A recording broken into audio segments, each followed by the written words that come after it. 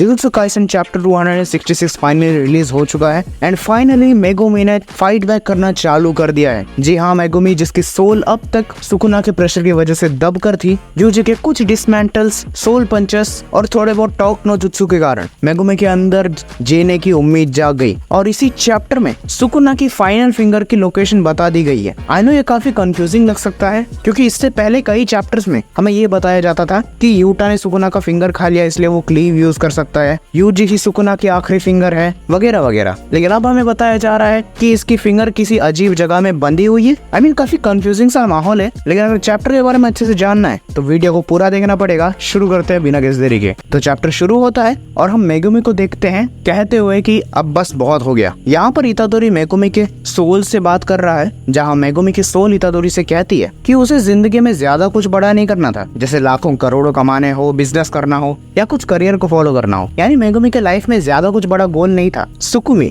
जो कि मेगुमी की बहन थी, मेगुमी बस उसके लिए एक वर्ल्ड क्रिएट करना चाहता था जिसमें उसे ज्यादा सफर ना करना पड़े, यानी कि दुनिया को एक बेहतर जगह बनाना चाहता था अपनी बहन के लिए। मेगुमी की लाइफ के गोल्स काफी सिंपल थे, जैसे घर में बैठकर घर का खाना खाना, खिड़की से धूप सेकना और अपनी बहन को इतादोरी जैसे पॉजिटिव लोगों के आसपास अपनी जिंदगी को एंजॉय करते हुए देखना। ये सब छोटी छोटी चीजें मेगुमी के लिए ट्रू हैप्पीनेस थी। लेकिन यहीं पर मेगुमी कहता है कि अब बस बहुत हो गया, मुझे नहीं जीना। यही इतादोरी अपनी ग्रैंडपा के बारे में बताता है कि जब उन्हें कैंसर था तो डॉक्टर्स ने उन्हें एक रफ ट्रीटमेंट रेकमेंड की थी, लेकिन उसके दादाजी ने उस ट्रीटमेंट को होने से मना कर दिया। इवन कभी कभार वो यूथनेसिया के बारे में भी सोचता था, जो कि एक तरह की मर्सी किल है, जो कि नींद में किसी भी बंदे को मार सकती है बिना उसे दर्द पहुंचाए। कि तब यूज होता है जब एक पेशेंट बहुत ही ज्यादा दर्द में हो और वो तड़प तड़प कर मर रहा हो, तो डॉक्टर्स तभी डिसाइड करते हैं कि उसकी जिंदगी को बिना दर्द के ही खत्म कर दिया जाए। अब आगे बढ़ते हैं चैप्टर में, जहाँ यूजी कहता है कि जब वो जुजुत्सु हाई में आया था, मतलब उसके स्कूल में, तब भी वो इन्हीं चीजों के बारे में बहुत बार सोचता था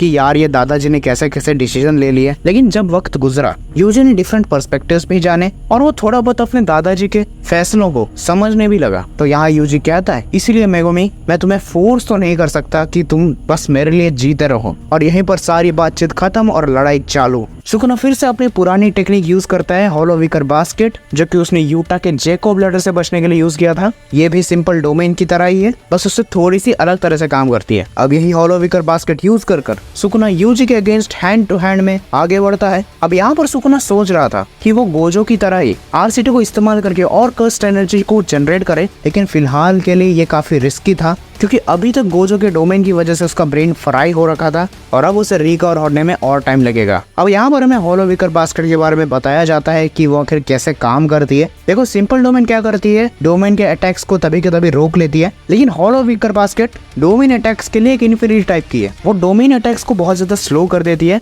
ताकि एक सॉर्सरर को उसे नलिफाई करने का टाइम मिल सके। अब यहीं पर यूजी के डोमेन में ही वो दोनों हैंड टू हैंड कॉम्बैट लड़ते हैं, जिसमें सुकुना ओवर पावर कर रहा था यूजी को। और यहाँ पर यूजी को पीटते पीटते सुकुना भी कहता है यूजी से कि भाई मैं चौंक चुका हूँ कि तुझ जैसा तुच्छ प्राणी भी मुझे इतना गुस्सा दिला सकता है। मतलब जो पिछले चैप्टर में यूजी ने सुकुना को धमकी दी थी ना, उससे सुकुना लिटरली इतना गुस्सा हो गया है कि वो खुद विश्वास नहीं कर पा रहा है कि इस ब्रैट की वजह से मैं इतना ऑल आउट जा रहा हूँ। एंड यहाँ पर फिर से यूजी मेगुमी की यादों में आता है। ये वही मोमेंट था जब मेगुमी से गोजो पहली बार मिला था, लेकिन इस बार गोजो ने ही यूजी आया है मेगुमी को पिकअप करने। इस पैनल को काफी अच्छे मीनिंग के साथ ड्रॉ किया गया है। दरअसल मेगुमी की असली सॉर्सरी लाइफ गोजो की वजह से ही शुरू हुई थी और वो अपने पोटेंशियल को गोजो की वजह से ही पहचान पाया। लेकिन अब क्योंकि गोजो और उसकी बहन दोनों नहीं रहे, तो मेगुमी के पास कोई मोटिवेशन नहीं था कि वो सुकुना से लड़ सके। लेकिन यहाँ पर मेगुमी फाइनली एक्सेप्ट कर चुका है कि यूजी उसके लिए एक नई उम्मीद बन सकता है सुकुना के खिलाफ लड़ने के लिए। और यहीं पर फाइनली मेगुमी फाइट बैक करना चालू करता है और हम देखते हैं कि यूजी के डोमेन में ही सुकुना का पैर नीचे मेगुमी की उस 10 शैडो वाले ओपनिंग की वजह से फंस गया है। इसका मतलब है कि मेगुमी अपने डोमेन पावर से सुकुना को रोकने की कोशिश कर रहा है। अब यहीं पर मेगुमी के हेल्प के कारण यूजी सुकुना पे भारी पड़ना चालू कर देता है। इवन सुकुना उसका काउंटर भी देता है, लेकिन यूजी भी उसका सामना बराबरी से करता है। यही पता चलता है कि यूजी के पंचेस के कारण होलो विकर बास्केट धीरे धीरे टूट रहा है। और यहाँ सुकुना भी कहता है कि यूजी के पंचेस इतने डेडली हैं कि आरसीटी से भी उनका तोड़ नहीं निकाला जा सकता, और अगर ऐसा ही चलता रहा तो होलो विकर बास्केट टूट जाएगा। और यहाँ लड़ते लड़ते यूजी को रियलाइज होता है कि सुकुना ने गोजो की टेक्निक यूज करना सीख लिया है और अब सुकुना का डोमेन डोमेन फिर से एक्टिव हो चुका है। इसी के साथ सुकुना यूज करता है डोमेन एक्सपेंशन, लेकिन सुकुना यहाँ पर नोटिस करता है